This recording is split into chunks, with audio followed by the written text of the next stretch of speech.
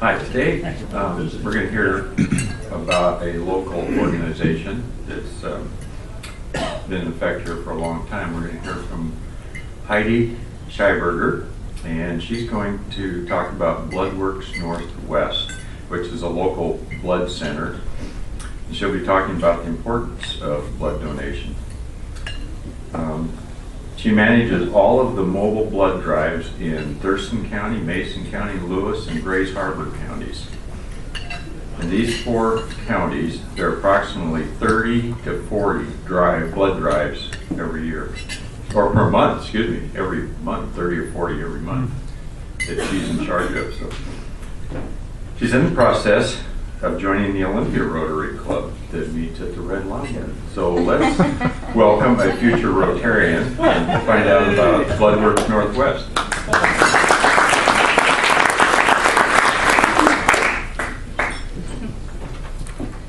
Thank you so much, Larry, for the invitation and for the introduction. Do I have any blood donors in the room? All right. That's a lot of hands. That's wonderful. Thank you for your commitment to helping Bloodworks Northwest save lives. Our mission, for those of you that don't know, is saving lives through research, innovation, education, excellence in blood, medical, and laboratory services in partnership with our community.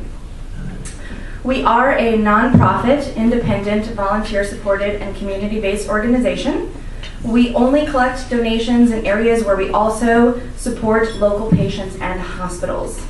We operate 12 donor centers, and our service area stretches from the Canadian border up there by Bellingham all the way down to the Portland border, and we recently started working with several hospital systems in the Portland area, and we merged with Lane Blood Center in Eugene. So we are now the Blood Center down in Eugene as well, but they kept their name as the Lane Blood Center. Our mobile units travel to hundreds of blood drives every single month, which includes schools, businesses, churches, and various other locations. As Larry mentioned, I'm in charge of the blood drives in Mason, Thurston, Lewis, and Grays Harbor counties, and that amounts to about 30 to 40 blood drives every month. So, but as an organization, we conduct about 100 blood drives every day at mobile locations, so not including our centers, which many of which are open 6 to 7 days a week.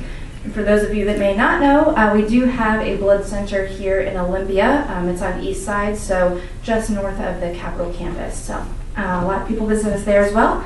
We need to collect 800 units of blood every single day to meet our local inventory needs to support our hospitals and the patients that they serve. So 800 units every single day. All blood is tested immediately and comprehensively. So after we have a blood drive, the blood is transported up to our Renton facility, which is really, really close to IKEA, if you need a landmark. And that's where they will process the blood and make it available for transfusions, but that's where they also test it. So we have 250,000 registered donors in our region and always looking to grow. Every 2 minutes, someone in the Pacific Northwest needs a blood transfusion. Each day, Bloodworks, as I mentioned, needs to collect 800 units of blood. High schools and colleges make up 25% of our donor base, so we count on their support. And during the summer months, if you ever see pleas from us or over the winter holiday, it's because our high schools and colleges are not in session. So we have a lot less blood drives, and the blood drives that we do have during those months are a lot smaller because our high schools and colleges tend to have very large blood drives. Just for an example, if I have a high school blood drive here in town, for instance, we did a blood drive recently at Timberline High School in Lacey, and they had about a little over 100 donors each day in a 2-day drive. So normally it would take me probably at least 8 drives to collect that much blood from, say, a business drive or a community drive. So high schools definitely bring in a lot of donors. Not to mention that we're getting those donors while they're young and hopefully encouraging them to be lifelong donors. So, and then of course our centers and the other mobile blood drives account for 75% of the blood. Only 8% of the population donates. So in my last statistic that I shared, with every 2 minutes someone in the Pacific Northwest needing blood and only 8% of the population donating, Of those who do donate, most people only give 1 to 2 times a year for whole blood when they can give up to 6 times a year. 25% of the population needing a transfusion at some point in their life is a pretty big disparity when you have only 8% of the population giving. Donors can give whole blood up to 6 times a year, like I mentioned, which amounts to about every 56 days. So every 56 days are groups that go very regularly. We have a lot of groups that will host 6 blood drives a year, and that's about how many times they can go to stay on that 56 days track. 55,000 Puget Sound residents need a blood transfusion each year. For those baseball fans in the room, that's enough to fill Safeco Field. So how is your gift used? We can make this a little bit interactive for a second. Can anybody tell me when your blood's divided into 3 components, what those 3 components are? Platelets. Yep. And red cells. So, yep. So exactly. So red cells, platelets, and plasma. So if you've ever donated with us and we send you a thank you afterwards and we say how many lives were saved through that blood drive. So if we collected 25 units of blood, we typically tell you that blood drive went on to save 75 lives. Because the blood's divided into those 3 components, those 3 components are then made available to doctors to transfuse to patients for different needs. So, to give you an idea of what that looks like, platelets are often going to cancer patients because chemotherapy and radiation really wreaks havoc on your platelets. People involved in accidents and undergoing surgeries might end up requiring all 3 components. Burn victims oftentimes require plasma, which is the substance of our blood.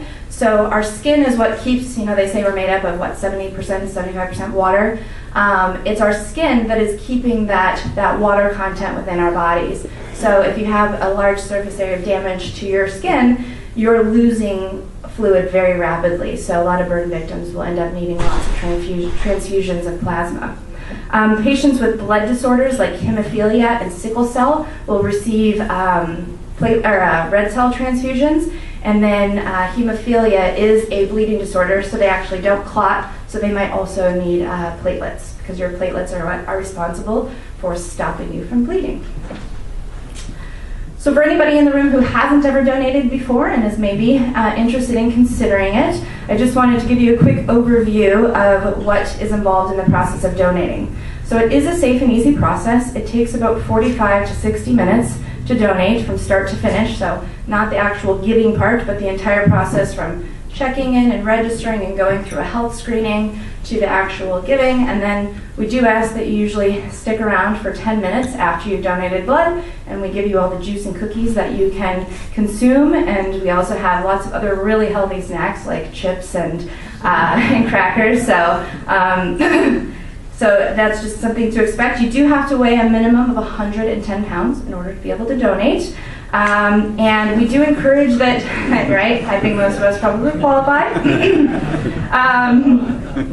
So in order to prepare for a good experience when donating, we really strongly encourage that you eat a really good meal in the morning, that you're drinking plenty of fluids not only the day that you're giving, but the day leading up to your donation. So the day before, you don't want to be drinking lots of water, and that you're feeling healthy and well. So if you're recovering from, a winter bug that you had or a sinus infection or something of that nature, you would not be encouraged. Actually, you'd be deferred from donating because the patients that we are serving are very immune compromised. So any little slight thing could be detrimental to their health. So any colds and bugs, we're just going to ask you to maybe wait until you're symptom-free for 7 days before giving blood. And then you do have to have a photo ID every single time that you donate. So even if we get to know you by name, say at our center or one of our drives, we're still going to ask you, as part of our protocol, to provide a photo ID with your first and last name every single time that you donate. Just a quick overview for those of you Rotarians I know are very busy and committed to all that you do in the Rotary, but if anybody is interested, we are always looking for volunteers. For when you check in and you register, that's usually a volunteer at drives. And also when we send you the canteen to eat all the juice and cookies, we have donor monitors there. So those are volunteer positions that we're always looking for dedicated volunteers to fill. And then, most important, you could work with me even more if, say, in your community, if you belong to a church or part of some sort of other community organization that you'd want to host a drive. So if you wanted to be a blood drive coordinator, it doesn't have to be a lifetime thing. You could just do it once, but you might be able to help bring in some new donors or add to that need of collecting 800 units a day. So you can see me if you're interested in that. And then I just wanted to give you a quick overview of some upcoming local blood drives here in Lacey. If any of you have time in your schedules, we will actually be here at St. Martin's University tomorrow in the Tub. And we are not only going to have whole blood collection there, but we started a mobile apheresis program about 2 years ago where we can bring machines to collect platelets and plasma. And people don't have to come to our center to just do that. It does take longer to donate. It can take up to 2 hours because you're hooked up to a machine. But we're also rolling out, starting today in this region, a new machine called an Alex machine, which we'll have tomorrow, which allows us to collect double reds. And we used to collect double reds through our apheresis machines, which is what we collect the platelets and plasma with, but the Alex machine cuts the time in half. So you're able to just be on a machine for 30 minutes to collect double reds, so it's a lot less time, but it also helps us to support our inventory needs. And you get to donate less often if you donate double reds. So when I said you could donate 6 times a year as a whole blood donor, if you donate just double reds, the FDA dictates the red cell loss for that every 56 days. So if you donate more than 1 unit of red cells, then you can't donate for I think it's 3 months. So then we would bug you less often, if those of you who never are bugged by us. We will also be back at St. Martin's for the Olympia Master Builders event, which is held in this facility, I'm quite certain. I'm finding out tomorrow. And that's Saturday, April 22nd from 10 a.m. to 4. So those of you that do work, if you can't make St. Martin's, maybe you can visit us on that Saturday, the 22nd. And then we will also be, do I have any ice cream lovers in the room? Who loves ice cream? All right, this drive's for you. We will be at Ralph's Thriftway this coming Monday from 1:30 to 4. And if you register to donate at that drive, and there's definitely openings, you get a pint of Haagen-Dazs ice cream. So that's all I have. Do I have any questions? Yes. It actually isn't a question. It's just a funny story that when my son I love stories. When my son was a senior or just starting his senior year of high school, he had grown his hair long, and I think we all as parents know you have to pick which battles you fight with long hair. We were about to do senior pictures, and I did not want to have the permanent picture of my kid. So I said, okay, son, he wanted to donate to Locks of Love, a cancer survivor. So he was thinking long hair to provide to Locks of Love. And I said, well, what can I do to negotiate here a different deal where you cut your hair and you still feel good about something you're donating to? He said, you give 2 gallons of blood and I'll cut my hair. I couldn't do it before he graduated, but close. Nice. Yeah. I love that your son had that much empathy in high school. Like, that's really cool. Thank you for sharing. Yes. Yeah. I had a question about the Bloodworks privacy policy regarding DNA and the name.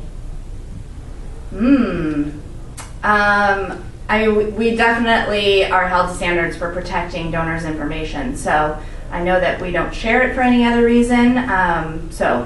But I might have to look into, I don't know, like our privacy policy offhand, but I could look into something for you and put you in touch with. Yeah. Yeah. Well, you commingle once blood products are obtained. You commingle with blood products, kind of in with everything, or are they linked to those blood products to the donor?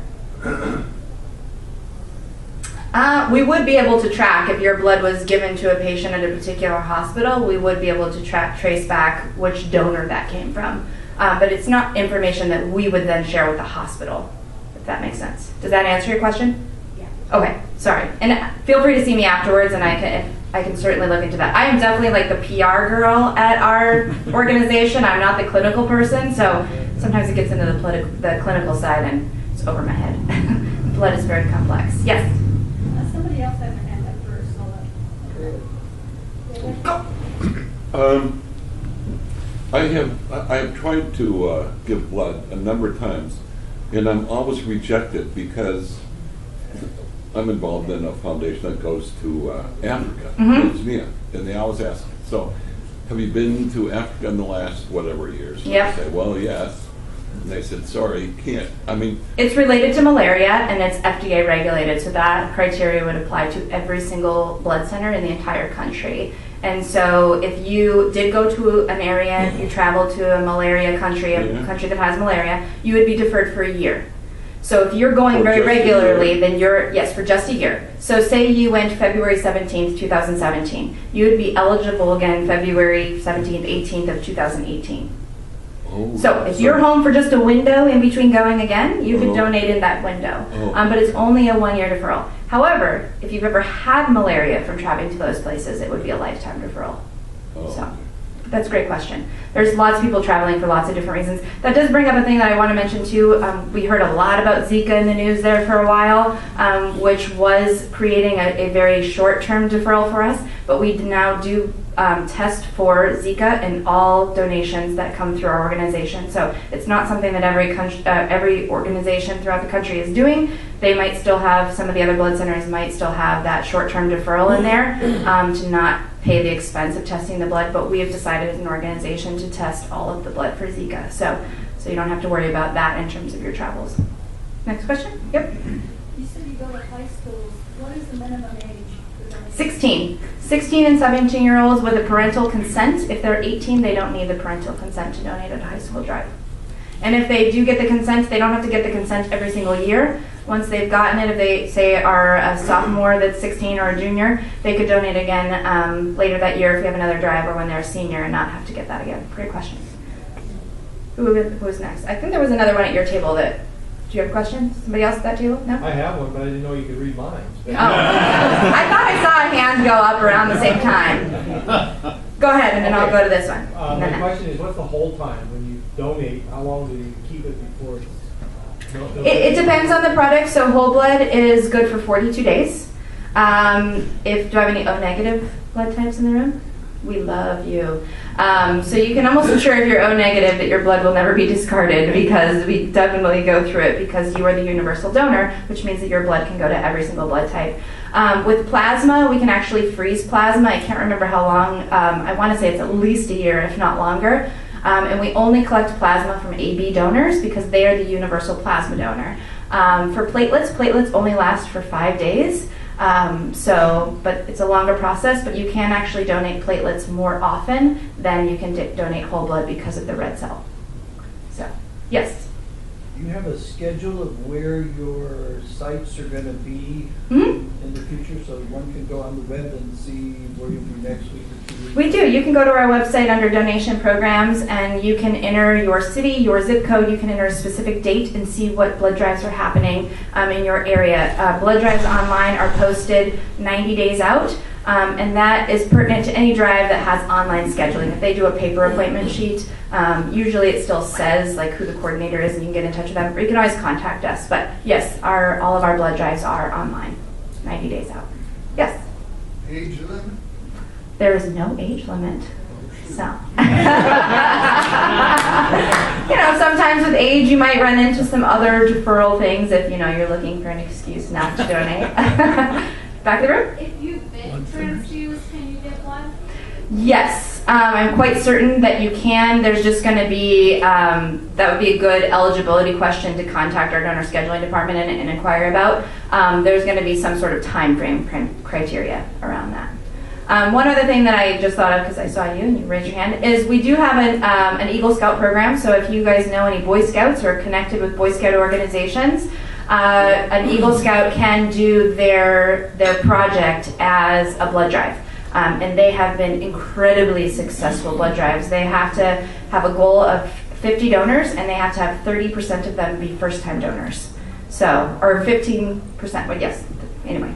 They have specific criteria that's more than even just some of our community drives. And I have not hosted one with an Eagle Scout yet that has not met their goal. And they have brought in an incredible amount of first-time donors. So, successful for them and successful for us. And we also have a brand new high school scholarship program.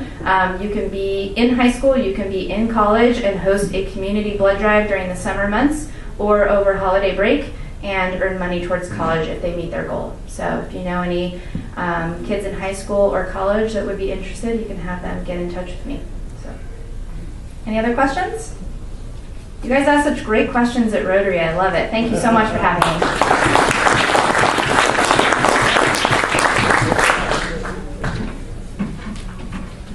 Can I ask you to come back up this way for just a second? Me? Sure. Am I in trouble? No. Yes. So as part of our appreciation for your speaking, we're going to donate a book on your behalf to the South Sound Reading Foundation. Oh, very good. And so I just asked you to, you can take that back to the table and sign it. Okay, I'd be happy to. Thank you. Great, thank you very much.